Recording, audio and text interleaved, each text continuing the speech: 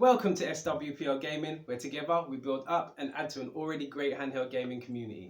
Here it is, the Retroid Pocket 2. I'm looking forward to getting into this unboxing, but just before that, here's today's shoutouts. Sims 4, Ben, Elitech, Diego, and last but not least, Lee88. Thank you guys for watching the videos and supporting the channel. If you'd like to have your name mentioned, all you need to do is leave a comment in this video as to why you like the video or as to why you like this particular device, and the top 5 will get a mention in the next video. Let's dive into some unboxing. Yeah, so here it is, Retroid Pocket 2. It did come in a bigger package before, and this is what they gave me with it, a free HDMI cable, so I think it's really nice of them to do that for us. That's great. The box is nice. It's not like the regular pull-off type boxes that you normally have. It's one of those hinged boxes, which is, you know, it makes you feel like you're unboxing a tablet or a mobile phone of some sort. It's got these colors on here. So you got the yellow, pink and blue. I've actually got the yellow one, which is selected here. So on the back of the box, you got your operations guide, which is pretty cool. That's awesome. You got your hazard symbols or signs, you know, what you shouldn't do and stuff, but I'm sure that's going to be in the manual inside the box. The game market here, 2.4G Wi-Fi. You got your battle function, which is cool. You got your multiplayer function. It's a 4000 mAh battery in here, and it's a high resolution screen, which is, I believe, is a 3.5 IPS screen. Let's jump inside.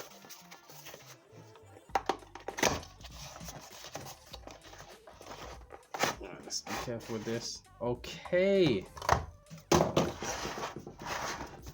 So you got, straight out the box, you got your screen protectors, which are right here.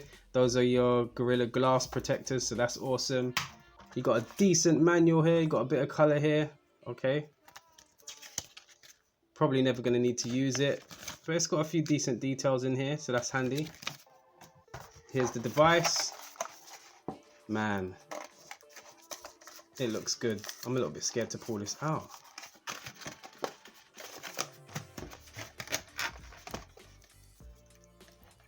Okay. You got the unit right here, and you got your USB cable, USB type C. Good stuff. So let's get a closer look at this bad boy.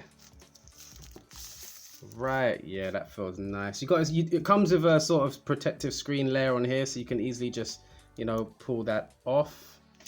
And yeah, the screen is clean. It is clean. So let's look at the front of this device.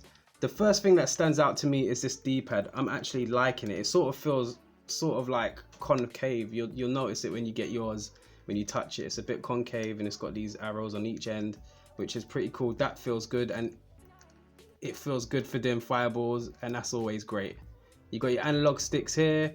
You got your A, B, X, Y button. You got 2 speakers. I like what they've done with the Retroid Pocket emblem right here. That's awesome. You've got your home, your select and your start. Let's go around the device. Nothing on this side here. On the back, I don't know if you can see that, but you've got your Retroid emblem here and your model number and other kind of power information on here. Nothing on this end. At the bottom, you have your TFT card slot and your headphone jack, which is cool. Along the top, you've got your left triggers. You've got your HDMI port, you've got your USB type C, you've got your volume rocker, you've got your power button, and then your right triggers. And it feels good. They're not overly loud, they're not super clicky. And last but not least, that button test. Everything's in there, it's snug, that's decent, I'm happy with that. So before we power it on, let's just have a look at the specs.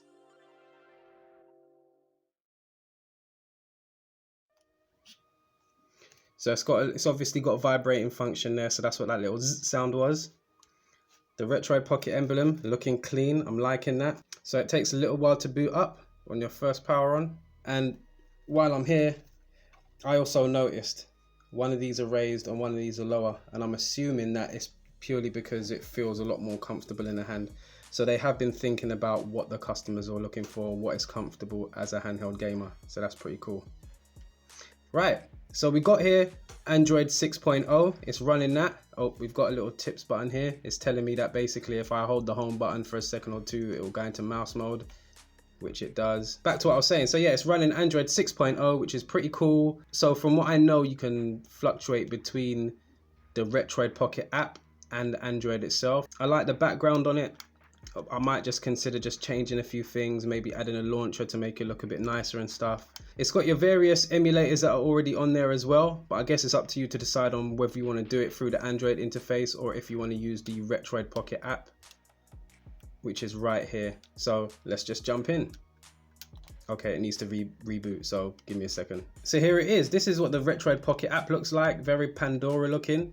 I like it. You've got your various games on here, the various titles, and if you move along, it tells you the titles depending on the system that you're intending on playing, which is obviously very cool. So without further ado, let's get into some gameplay.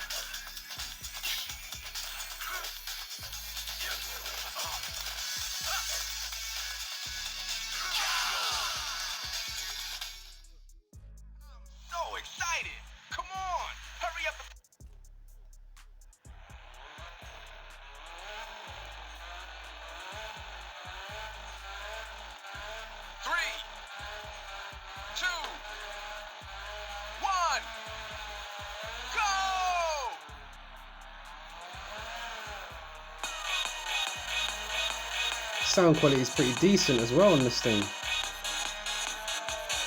laps to go.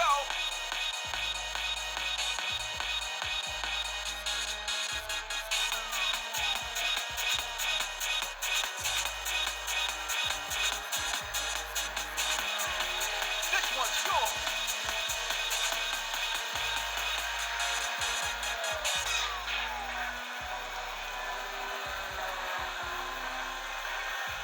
Okay, let's go. Yeah, a little bit glitched there. Still playable.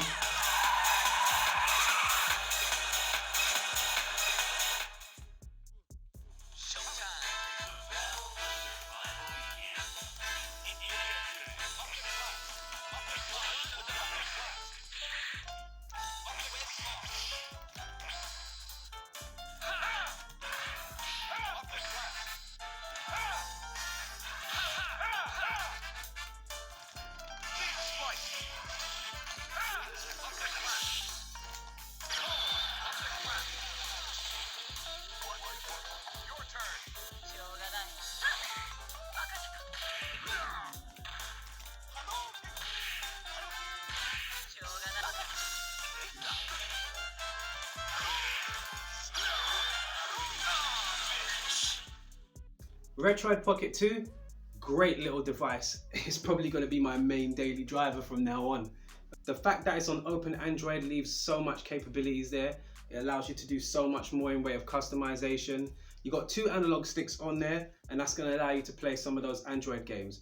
What I'm hoping for in the future is that there's things like Android updates, so allowing you to play games that are more up to date. I haven't gone on the Play Store yet, so I haven't really had the opportunity to look to see what I can and can't do. But for what I've seen in other videos, there's so much this thing can do.